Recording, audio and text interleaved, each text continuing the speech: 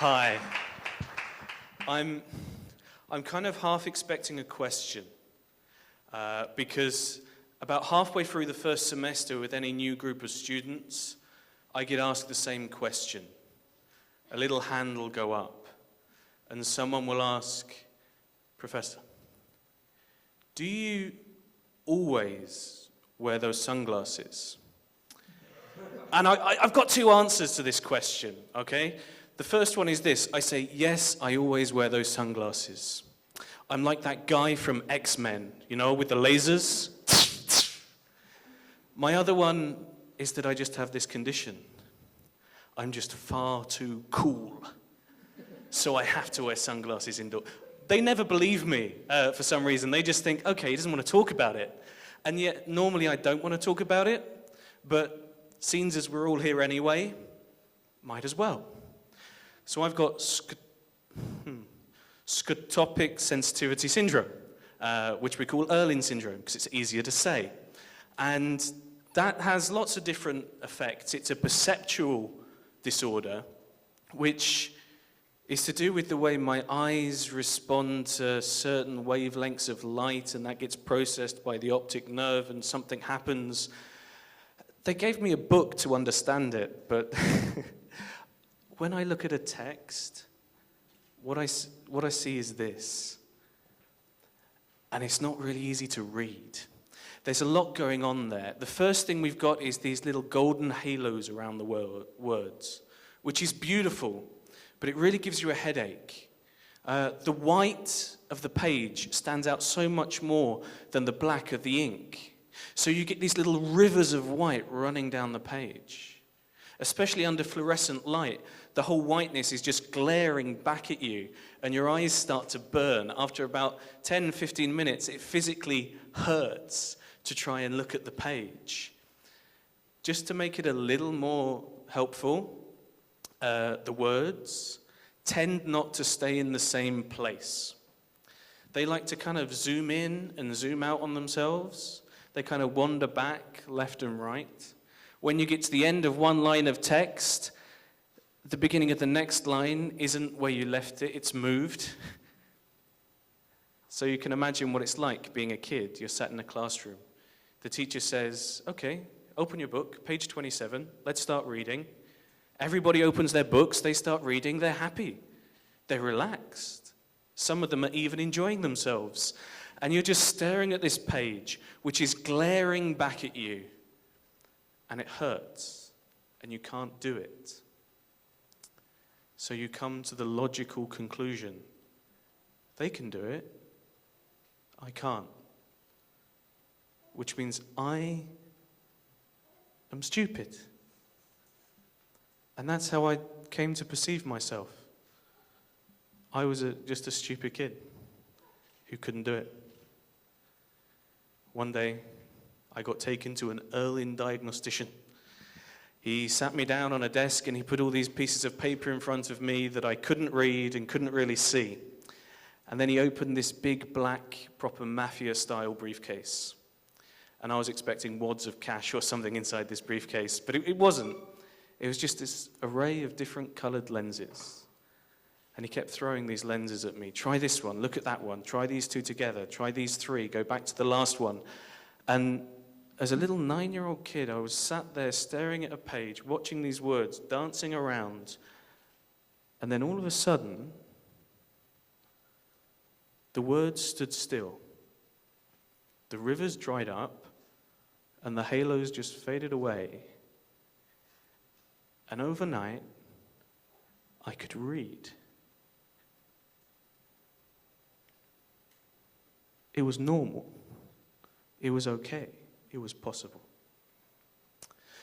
I really thought I was stupid. I was a kid. I'm dyslexic as well, which doesn't help. That's more about expression than perception, so I'm not going to go into that too much today. But I really just thought I was stupid until I could see what I was supposed to see. And then I could read. Within a year, I'd passed my 11 plus. I'd gone off to grammar school. I went and studied English, language, and literature at university by choice. I went on and studied linguistics at postgrad level and education, and I became a linguist. Because we have dyslexic linguists now. That's a thing. I mean, our spelling is atrocious. Okay, it's atrocious, but we have spell check now. It's okay, we can do it. We can manage. It's more than just dealing with text, though. I couldn't perceive depth properly.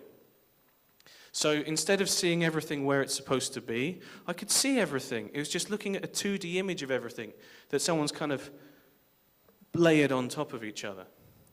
This had some really interesting consequences for things like walking down a pavement. Most people, when you walk down a pavement, you kind of pick a side and you walk down that side.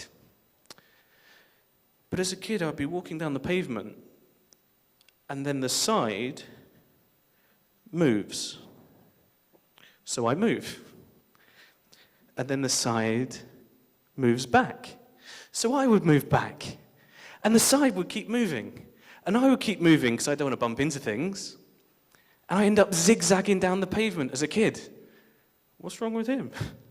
I kept bumping into things, bumping into people, bumping into walls, tripping over cats. It was terrible.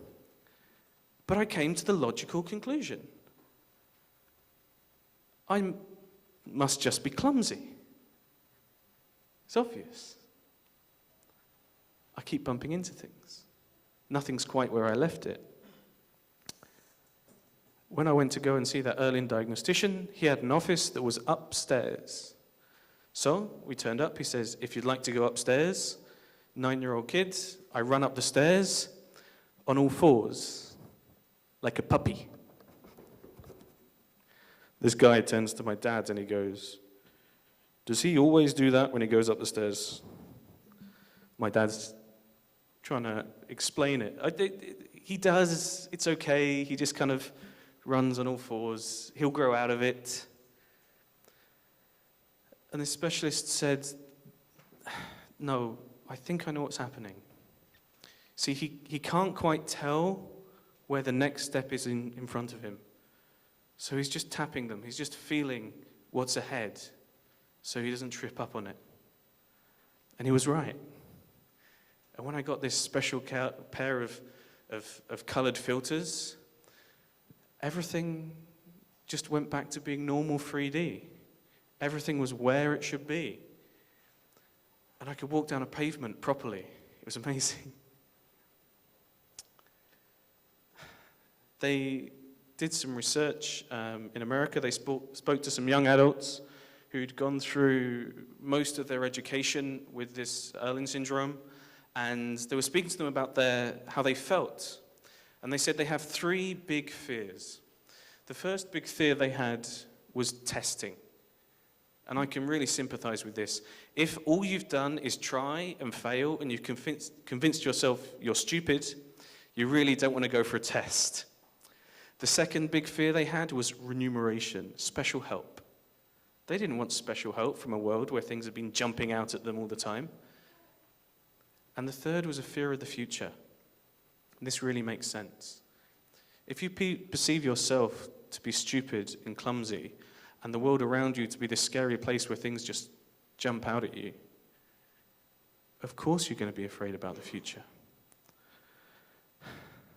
You develop this whole image where things are kind of grey and overcast and cloudy, and you get concerned. There's a really good side effect, though, from wearing orange glasses all day long. And it's not that everything looks orange. I'm sorry. Your brain is wonderful. It kind of self-corrects for colored filters. So when you look at a traffic light, you've got a red light, a green light, an amber light. Everything's normal. But there's 2 things that we're used to seeing in lots of different colors that my brain doesn't self-correct. And the first one of those is the sky, and the second one is the grass. So on a really cloudy day, when it's really miserable, the sky doesn't look grey. All the colors come out. It's brighter. It's almost golden. And this is going to sound really cheesy, but the grass is just a little bit greener when I'm wearing my filters. Changes the way you look at the future.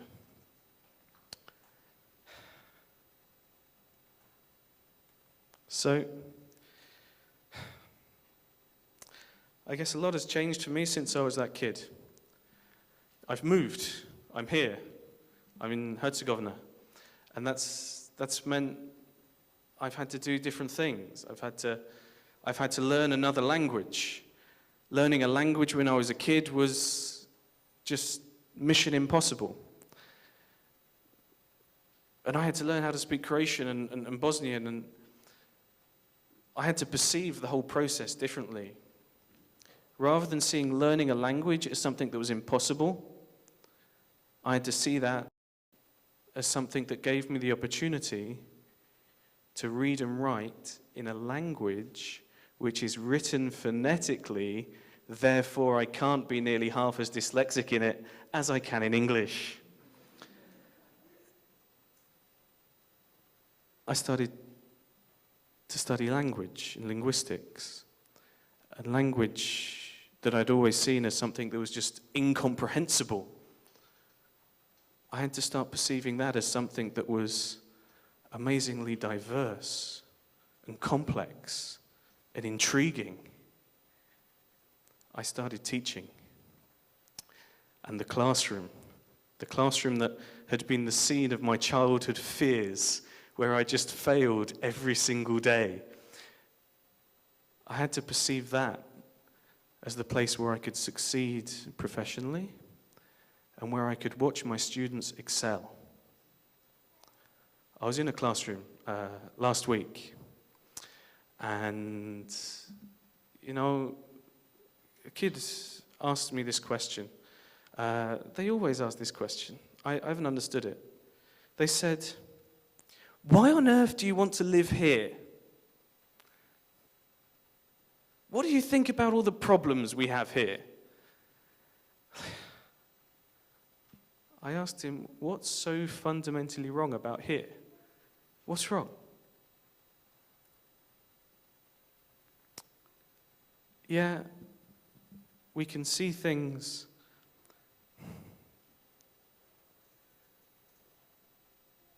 This place has a really troubled past.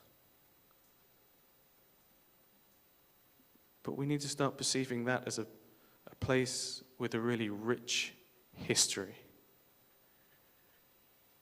Yeah, this is a place which is very politically sensitive. But that's only because this is a place where people have a really rich and vibrant culture that they really care about. Yep. People say things like this, people are like that, things don't work. Sure.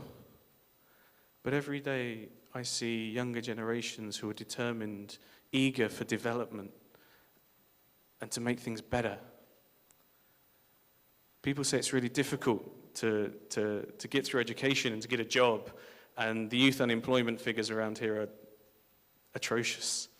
But every day I see young people determined to invest in themselves, to become the best they can be, determined to make a life for themselves and fulfill their potential. There's one woman, adult, who got diagnosed with Irlen syndrome, got her filters, and there's a wonderful quote from her which goes like this. She says, "There were no more excuses, no more explanations, no more words.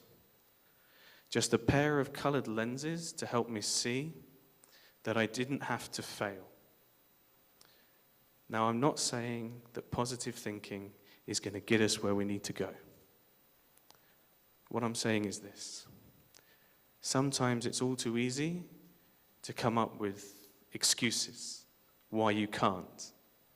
Explanations. Well, we can't do that. I can't do that because of... But those are just words. Sometimes we have to question our own perceptions. We need to change the filter, and we need to realize that we too don't have to fail. Thank you.